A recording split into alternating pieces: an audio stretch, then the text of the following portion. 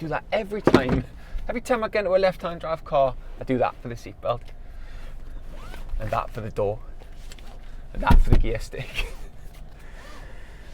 I'm a pro. They see me rolling, they hating. Here, finally, is the new Jimny. Why finally? Because this little fella's predecessor, still on sale as of today, came out during the same year that this guy told us that he definitely did not have sexual relations with that woman. This song came out too, completely unrelated. Can you guess? Correct! Or incorrect, I don't know what you said. It was 1998. That is an insanely long time for a car to keep knocking about. It's kind of like a person that's 250. It's not entirely shocking then to say Now, in 2018, the old Jimny's pretty rubbish. Crap handling, poxy dashboard. Thankfully, all that is about to change because Suzuki has finally decided to leave the 90s behind and drag the Jimny into the 1970s.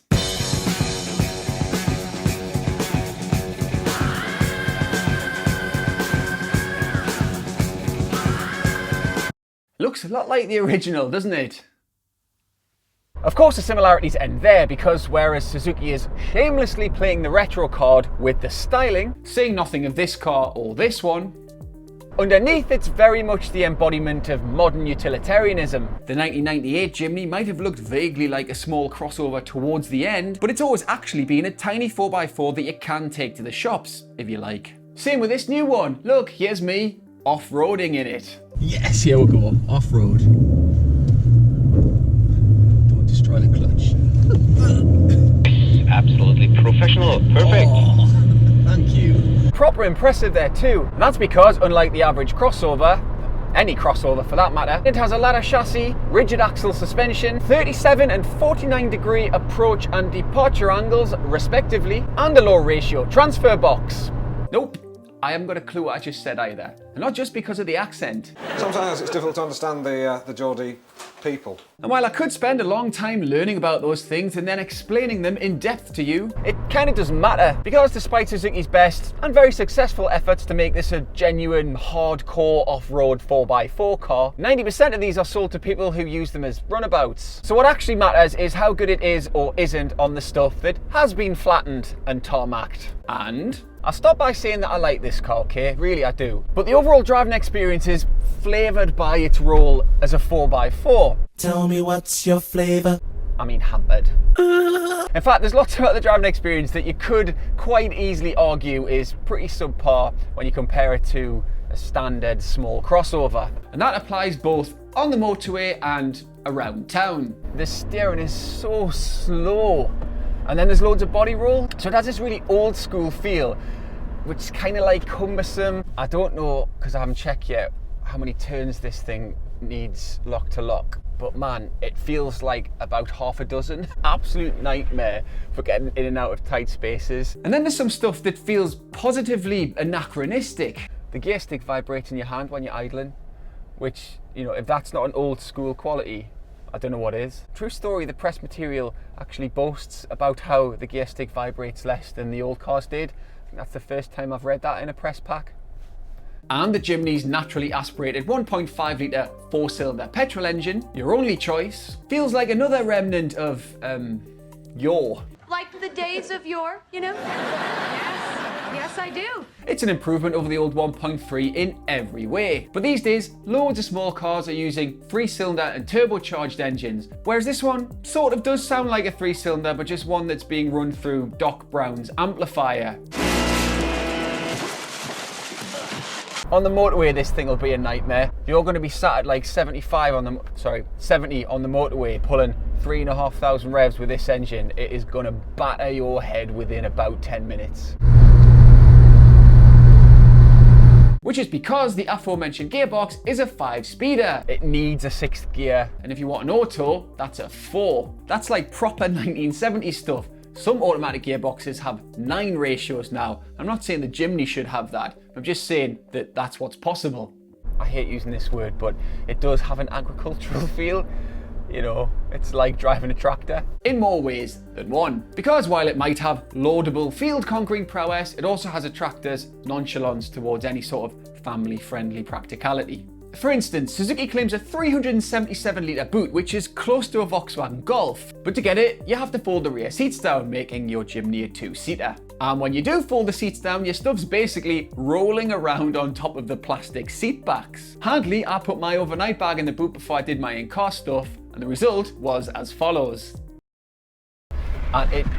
They see me rolling, they hating. We hear the engine whining, but you could body roll sort of in more than you wanted. With the seats up, it simply doesn't have a boot. And if you want to put a drink in the little door pockets, you're going to have to pour it in. And it only has 3 doors, obviously, and the driver's seat doesn't adjust for height, and the wheel doesn't adjust for reach. Having said all that, there's loads of headroom, and actually I'm very comfortable in here. There's enough space in the pedal box, it's fine. There's no footrest, but there is a gap between the sidewall and the clutch, so you're not having to rest your foot under the clutch like you do with a lot of small cars. You know, when you go to an older car and you notice that it's got really thin pillars and lots of glass, well, that's what this feels like. So because you're sat high and there's all this light coming into the car, visibility is really, really good. That kind of makes it especially annoying that the drive itself seems so unsuited to being around town, because dimensionally it's brilliant. You know, it's really small, you can see the corners, you sat high up. It should be amazing to nip around town, this thing, but unfortunately it's kind of like steering a bus. the sort of bus that has a below average safety rating too, because Euro NCAP just tested this and we found out this week that it's only got a 3-star rating.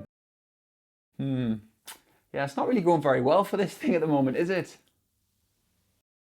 Well, no, but there is redemption, because despite all of that, I absolutely love this thing, and I think you will too. Somehow, Suzuki's managed to make this the sort of car that you like despite its flaws. It's almost fun that it takes so much effort to get the thing swinging round, and that sort of old school, rough and ready feel is part of its appeal. The engine's got like a growl like a 3-cylinder engine, and even though it will be annoying on the motorway, when you're just going around town it actually sounds quite good. And the body roll kind of makes it fun in the same way as driving a big van's fun.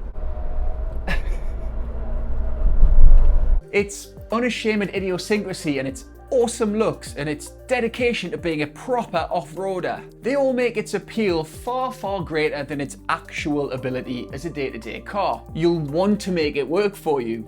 I mean, sure. Quite often feels like a box bouncing around on top of a tabletop. And that might be a bit annoying, but it's tempered by the fact that, and this is anecdotal, I've never come across such unalloyed glee from other road users as I did when I was driving this car. And the interior's fun too in its own way. Like, it's all hard and scratchy obviously, but it feels really well made. You can kick this and you know that it'll be okay. Plus it's well equipped. There's only 2 grades coming to the UK, these 2 here, and if you pause now, you'll be able to read what they've got. Although that does lead us quite nicely to the big grey area here, the price. See, the outgoing Jimny is a 13 to 15 grand car, making it an extraordinarily cheap off-roader and a very reasonably priced little runabout. This one doesn't hit the UK till January 2019, and if it stays at that sort of price, it'll make a hell of a tempting proposition for anybody that can make it work for them. If it turns out to be much more than that though, most buyers will probably be pushed to any number of similarly priced and much more convenient small crossover type cars, although they will all be infinitely more bland. That'll be a real shame, because this thing is brilliantly, bafflingly joyful. Love it. Thanks for watching Written Road Test over at HJ, as ever, with more detailed specs on the car. Please subscribe and let us know your thoughts below. I always appreciate your comments and your views and your likes. See you soon. Bye.